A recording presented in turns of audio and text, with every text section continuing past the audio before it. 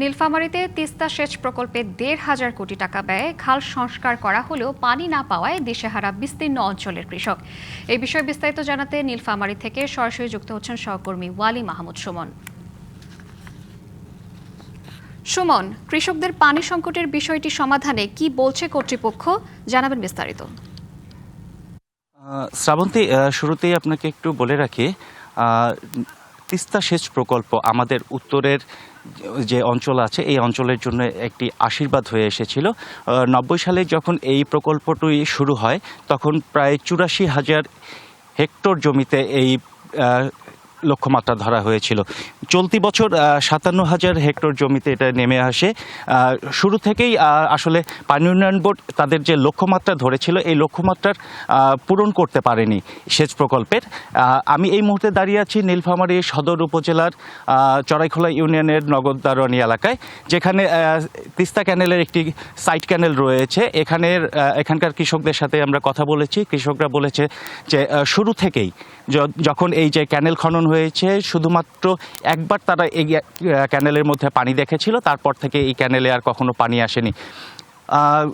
আরেকটু তথ্য জানিয়ে রাখি, ২৩ সালে এই ক্যানেল সংস্কারের জন্য সরকার প্রায় ১,৫০০ কোটি টাকার একটি বরাদ্দ দিয়েছিল, যা ২০২৬ সালের জুন পর্যন্ত প্রকল্পটি চলমান থাকবে। এই বিষয়গুলো নিয়ে আমরা পানি উন্নয়ন বোর্ডের সাথে কথা বলেছি। তারা আমাদেরকে যতটুকু জানিয়েছে যে তাদের কাজের প্রায় ৯০ থেকে ৯৫% কাজ সম্পূর্ণ হয়েছে। তবে এখানকার এলাকার লোকজনের অভিযোগ, তারা পানি না পাওয়ায় এখন বড় মৌসুম চলছে। বড় মৌসুমে প্রায় ১৫ থেকে ২০ দিন পার হয়ে গেছে, এখনও তারা ধান চারা রোপণ করছে। শুধুমাত্র এই ক্যানেলে পানির অপেক্ষায় ছিল তারা। এই পানিটা আসলে তাদের সেচের যে খরচটা ছিল সেটা ৪০০ থেকে ৫০০ টাকায় আসতো।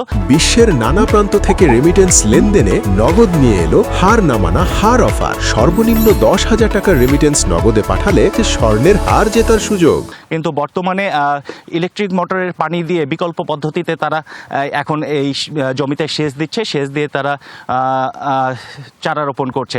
এতে যেমন তাদের সময়ের একটা ঘাটতি পড়েছে, তার সাথে সাথে হচ্ছে এই রোগবালাইয়ের একটা বিষয় এসে দাঁড়িয়েছে। নীলফামারী পানি উন্নয়ন বোর্ড আমাদেরকে যতটুকু জানিয়েছে যে তাদের ১০,০০০ কিউসেক পানির চাহিদা রয়েছে, পানি পর্যাপ্ত আছে। এই বিষয়ে আমরা ডালিয়া পানি উন্নয়ন বোর্ডের নির্বাহী প্রকৌশলীর সাথে কথা বলছি।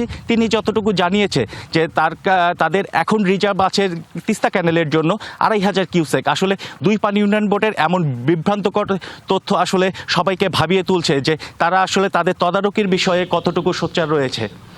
তাদের তদারকি যদি ঠিকমতো না হয় তাহলে এই ভুক্তভোগী কৃষকরা আসলে চাষের বিষয়ে অনেকটা দিশেহারা হয়ে পড়ছে। সুমন, আপনাকে ধন্যবাদ।